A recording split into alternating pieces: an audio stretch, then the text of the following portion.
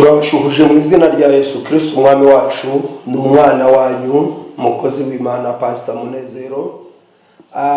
Tugarutse kubaganiriza ubusize twaganiye ijambo rivuga kugira amakenga, nyamara twabiganiyeho gatoya, ariko ubundi umuntu yanyura mu gikari tukabiganiraho mu buryo burambuye. Aha turakoresha iminota mike, rero ibindi umwuka arabibasobanurira, kandi Imana ibahereza umugisha ko kuva aho twumviye ubutumwa bwiza buvuga kugira amakenga, twabonye abantu benshi bagize amakenga mu byo bakora. Uyu mwanya wa none rero kadusenga Imana, tubazaniye ijambo rivuga ngo kubyuka birashoboka. Kubyuka birashoboka, kubyuka kwawe birashoboka, kubyukuruka birashoboka, nubwo waguye kubyuka birashoboka. Kamanze nsenga Imana. Data wa twese uri mu ijuru, izina ryawe ryubahwe. Uyu mwanya wa none mu mutima wanjye usizemo ijambo ribwira abaguye n'abasubiye inyuma n'abacitse intege ko kubyuka bishoboka. Uyu mwanya urishire mu bikorwa. Aya mavuta abasange aho bari, maze babyuke babyukijwe n'umwuka n'amavuta ari mu iri jambo. Yambashe nizeye izina ryawe Yesu Kristo, urakoze, amen. Turimo dusoma ijambo ry'Imana. Turasoma ijambo ry'Imana mu gitabo, muri Zaburi ya 37. Zaburi ya 37 umurongo wa 23 haravuze ngo iyo intambwe z'umuntu zikomejwe n'Uwiteka, akishimira inzira ye, naho yagwa ntazarambarara, kuko Uwiteka muramije ukuboko kwe. Nari umusore none ndashaje, ariko sinari nabona umukiranutsi aretswe, cyangwa urubyaro rwo ngo rusabirize ibyo kurya. Uyu mwanya wa none iri jambo mbazaniye ijambo, maze iminsi numva abaneguranye benshi banegura ngo runaka yaraguye, ngo runaka yavuye mu gakiza, ngo runaka ntagisenga, ngo runaka yatangiye iby'umwuka, ngo none ahindutse iby'umubiri, ngo abakozi b'Imana runaka ngo bajeho ibyashya, ngo abandi ngo burya ntibari bakijijwe, ngo burya barishushanyaga, ngo burya ngo baje ari ibyubi, ngo byari ibirura. Yemwe havuzwe menshi, havuzwe amagambo menshi anegura ubwoko bw'Imana bwaguye, havuzwe amagambo menshi atsindagira abaguye hasi, havuzwe amagambo menshi asesereza abaguye, havuzwe amagambo menshi asesereza abavuye mu gakiza, havuzwe amagambo menshi asesereza abigeze gukorera Imana, havuzwe amagambo menshi asesereza abaguye mu byaha, havuga amagambo menshi asesereza abahuye n'umugome bakabyara inda z'indaro, havugwa amagambo menshi asesereza abahuye n'umugome ingo zigasenyuka, havugwa amagambo menshi asesereza abari abakire maze bagahura n'umwaku bagakena. Yewe baravuze, mwaravuzwe, ariko ubutumwa nzanye kwicano ni ukubabwira ko kubyuka bigishoboka. Kubyuka biracyashoboka. Ukubyutsa kuntumyeho ngo byuka urabagirane, utitaye ku gukomera kw'ibyo waguyemo. Umwami akuntumyeho ngo byuka, utitaye ku gukomera ko bakuvuze. Umwami arakubwiye ngo byuka. Kugwa wabyemerewe kuko byaremeye uragwa, ntabwo ubyemerewe ariko byaremeye uragwa. Ariko icyo ngutumweho, nubwo waguye wirambarara, nubwo waguye wirambarara, naho yagwa ntazarambarara. Igi ni ijambo, c'est la parole de Dieu, ni ijambo ry'Imana ry'ukuri rivuze ngo Uwiteka yibutse abaguye bashaka kubyuka, yohereje umwuka wo kukubyutsa. Ndabyumva watsibutse korali, ndabyumva watsibutse umurimo, ndabyumva watsibutse kuririmba, ndabyumva watsibutse gusenga, ndabyumva watsibutse kuvuga ubutumwa, watsibutse no kujya mu nzu y'Imana. usigaye uva kuwa mbere ukagera ku cyumweru uri mu nzu utajya mu nzu y'Imana. Kugira neza kw'Imana kukuntumyeho ngo umva mugaragu wanjye nkunda, sindi mu ruhande rw'abagukwena, sindi mu ruhande rw'abakuvugiraho, ntabwo Imana iri mu ruhande rw'abagutsindagira hasi. Ivuganye nawe ngo byuka ukorera Imana. Detika de salibakonema, byuka ukorera Imana. Vayiganima, byuka ukorera Imana.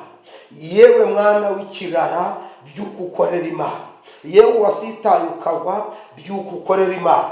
Nturebe gukomera kw'ibyaha wakoze, urebe gukomera kw'imbabazi Imana ikuzaniye.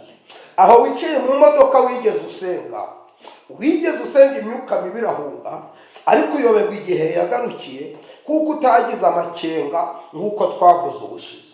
Ariko Imana ikuntumyeho ngo kuba waraguye si igitangaza, ahubwo wirambarara. Waragiye baragufata urasambana, wibuka wabiguyemo, ariko wirambarara. Waragiye urya ibya 10 n'amaturo uragwa, umwami akuntumyeho ngo wirambarara. Waragiye wowe n'uwo mwashakanye murakirana, murarwana, induru ziravuga, rubanda rurabota, ariko iyaguhamagaye ikakubakira iravuze ngo wirambarara. Turi ku ijambo rivuga ngo umukiranutsi naho yagwa ntazarambarara. Ntikugayira kugwira, kugayira kugwa ukarambarara ugatindayo. Kuri iyi saha desika utitaye ku rusaku rwayo bakuvuze, kuko abakuvuze bafatanyije n'umwanzi kugutsindagiraho, ariko eguka ubwira Imana uti ndagarutse. Umwana w'ikirara agarutse, Uwiteka yaramubagiye, sebuja yamubagiye ikimasa. Mbatangarize kuri urubuga kw'iyicano ko hari ibimasa bitegereje abiteguye kubyuka. Urugero mbahaye, muzumva bavuga bashima ngo twari twaraguye none tubyukijwe n'inkuru nziza. Umva icyo nshimiye Imana, yateguye ibimasa byo kukubagira, itegura amavuta yo kongera kugusiga, itegura inkoni yo kongera kuguha, itegura impano zo kongera gukorera muri wowe, itegura imyenda yo kongera kukwambika, itegura ibisimbura ibikweto byagusaziyeho, itegura inkoni isimbura iz'ingurube wari umaze iminsi uragiye, itegura ibyo kurya bisimbura gusigirwa n'ingurube. Haleluya! Uwiteka uvuganye nawe aravuze ngo utitaye ku gukomera kw'abakuvuga no gukomera kw'ibyaha wakoze, byuka urabagirane, kuko umuco wawe ukumurikiye. Abarezi ni benshi ariko wirambarara, ibigusha ni byinshi ariko wirambarara, abagukubise ni benshi ariko wirambarara, abagusitaje ni benshi ariko wirambarara, abagutemye ni benshi ariko wirambarara. Uwiteka uvuga bikaba. Nyiritorero, nyirumurimo, Imana ukorera, Imana uvuga, Imana waririmbiye kera, Imana wahanuye ibyaha, Imana wacurangiye, Imana wavuze mu misozi, Imana wararanye nayo mu butayu, Imana wakoranye nayo iby'igiciro, ikuntumyeho ngo nubwo waguye wirambarara, wishira mu bikorwa ibyo umwanzi ashaka. Umwanzi ashaka kugumayo, Imana ishaka kuvayo. Umwanzi ashaka kugwayo, Imana ishaka gukira. Umwanzi ashaka kuborerayo, Imana ishaka kugukiza. Uyu munsi wa none tugiye gusenga Imana ivuga bikaba yategeka bigakorwa, ikuvaneyo waguye. Ikuntumyeho ngo wireba gukomera kw'ibyaha wakoze, reba gukomera kw'imbabazi Imana ikuzaniye. Wireba gukomera kw'abari kugukwena, reba gukomera kw'abamarayika bagutegereje. Edrosi ya fikareba. Ibyo bivuze iki?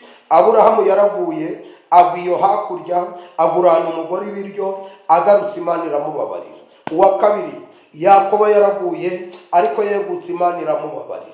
Uwa gatatu, Dawidi yaraguye, ariko agarutse Imana iramubabarira. Uwa kane, Petero yaraguye yihakana Yesu, ariko agarutse Imana iramubabarira. Gatanu, navuga benshi, Uwiteka yemeye. Uru ni urubuga, iyi ni channel, uru rubuga rubatangarije ku mugaragaro ko rutifatanyije n'umwanzi kubasonga, ko ahubwo rwifatanyije na Kristo komora inguma mwatewe. Data wa twese uri mu ijuru, ugeze mu mahanga ataramwe, ugeze ku mariri aryamyeho abaguye, ugeze mu modoka zicayemo abaguye, ugeze mu masambu arimo abaguye, ugeze mu mirima irimo abaguye, ugeze mu mashuri arimo abaguye, ugeze mu biro birimo abantu baguye, uravuze ngo ntabwo uhaye agaciro erebade fakiya umugome, ahubwo uhaye agaciro abenda kubyuka, ngo nubwo baguye uravuze ngo ntibarambarare, usutse umwuka wo kubabyutsa, wabaza ikimasa cyo kubabagira, wazanye imyenda yo kubambika, uzana amavuta yo kongera kubasiga, kandi urakoze kubyumvishe, witeguye kubagira neza mu izina rya Yesu Kristo umwami wacu, amen. Imana ibahereze umugisha mu izina rya Yesu. Ubwo twabuze amakenga tukagwa, aho iravuze ngo n'ababuze amakenga bakagwa nibabyuke, kuko ibabyukije, irababyukije nk'Imana ishobora byose, irakubyukije igusige. Ye nitwa Pastor Munezero, telefone ni 0788 21 cyangwa se 0786899232. Uri mu bihugu byo hanze ushiraho kode y'igihugu cyawe, ariko itangazo riturutse Siyoni riravuze ngo gukomera kw'ibyaha waguyemo ntacyo gutwaye imbabazi Imana ikuzaniye. Murakoze cyane. Shalom, shalom, shalom.